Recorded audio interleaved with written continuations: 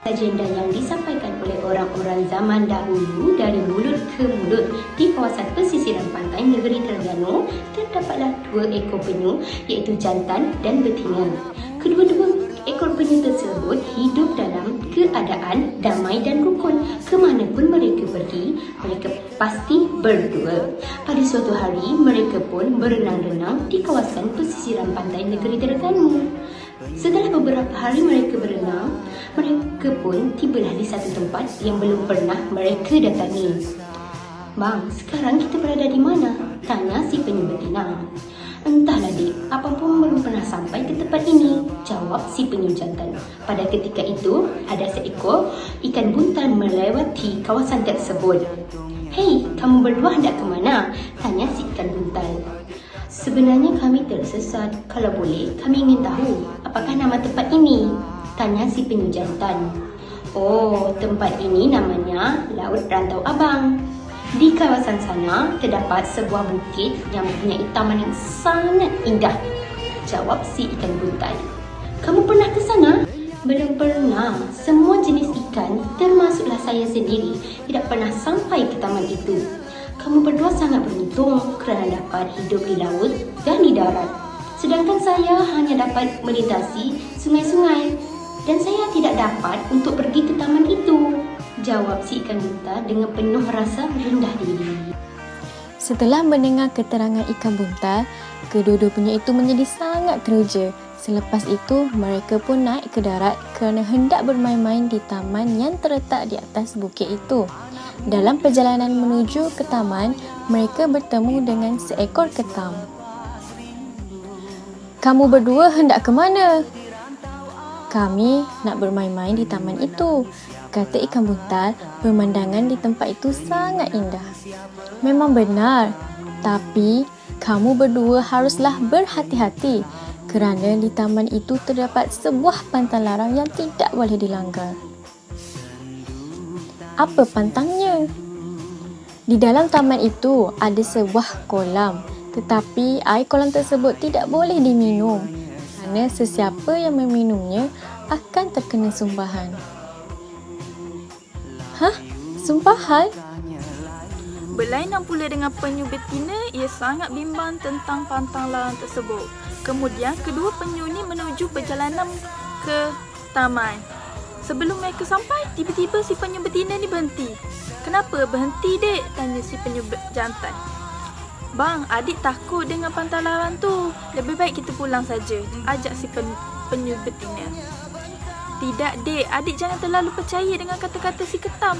Dia hanya nak menipu kita je," jawab si penyu jantan yang tetap bertegas untuk pergi ke taman tu. "Abang, jangan. Kita jangan pergi ke sana. Mari kita pulang saja, bang." Penyu betina terus memujuk penyu jantan. "Kalau adik takut, adik tunggu di sini. Abang harus pergi ke taman itu." Penyu jantan begitu teruja mendengar keindahan taman itu, meneruskan perjalanan seorang diri ke taman tersebut. Walaupun berkali-kali dipujuk oleh penyu betina, penyu jantan tetap meneruskan niatnya. Akhirnya, penyu betina pun mengalah.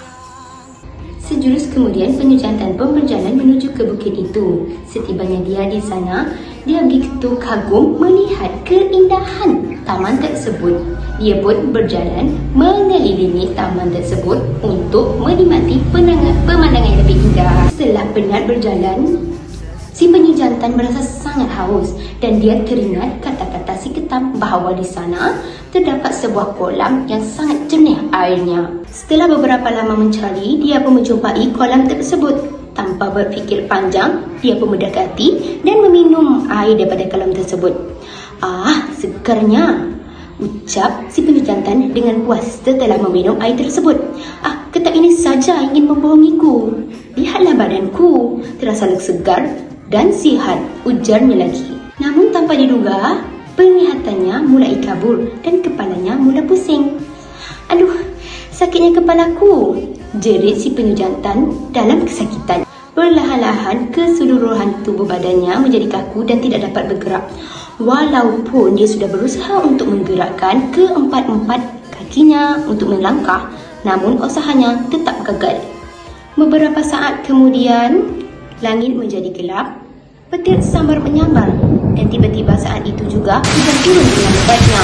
Dengan sekelip mata sahaja, penyu jantan tersebut berubah menjadi batu. Setelah itu langit pun mulai terang. Rupanya ia benar-benar terkena sumpahan akibat melagat pantang larang tersebut.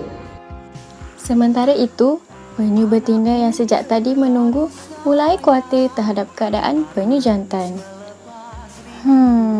Kenapa penyu jantan masih belum datang lagi ni? Jangan-jangan terjadi sesuatu dengannya. Tidak lama kemudian, datang seekor burung camar menghampiri penyu betina. Hei, kenapa kamu kelihatan murung? Iya, sejak tadi penyu jantan masih belum kembali lagi dari taman itu. Jadi, penyu di taman itu penyu jantan? Benar, kamu ada melihatnya, Camar?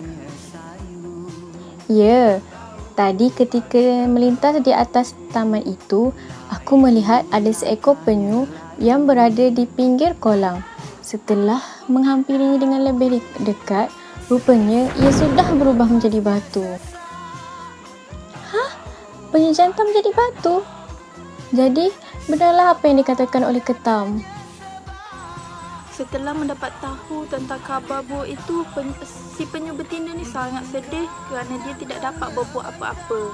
Akhirnya dia memutuskan untuk kembali ke laut. Setiap musim bertelur iaitu bulan Mei hingga Ogos, penyu betina ni akan pergi ke pantai Watak Abang itu untuk bertelur di samping melawat batu penyu. Setiap kali mengeluarkan telur, ia selalu menangis kerana teringat akan penyu jantan. Sejak daripada itu, seluruh keturunan penyu akan pergi ke tempat itu untuk bertelur. Setiap kali bertelur, mereka akan menangis. Menurut kepercayaan masyarakat sekitar, mereka menangis kerana merasa hiba terhadap nasib yang telah menimpa nenek moyang mereka, iaitu si penyu jantan yang terkena sumpahan. Masyarakat setempat memanggil penyu jantan yang terkena sumpahan itu sebagai batu penyu. Hingga saat ini, batu penyu dapat kita saksikan di Bukit Cik Hawa, Rantau Abang Dungu. Demikianlah cerita legenda batu penyu dari Terengganu. Cerita rakyat ni termasuk di dalam cerita teladan yang mengandungi unsur-unsur moral. Salah satu unsur moral yang terkandung dalam cerita ni iaitu akibat tidak mendengar kata dengan tidak mengendahkan sebarang nasihat. Sifat ni tercermin kepada perilaku si penyu jantan yang tidak mahu mendengar nasihat si penyu betina dan si ketam untuk tidak meminum air kolam yang ada di taman tersebut dan akhirnya membawa malapetaka pada dirinya sendiri.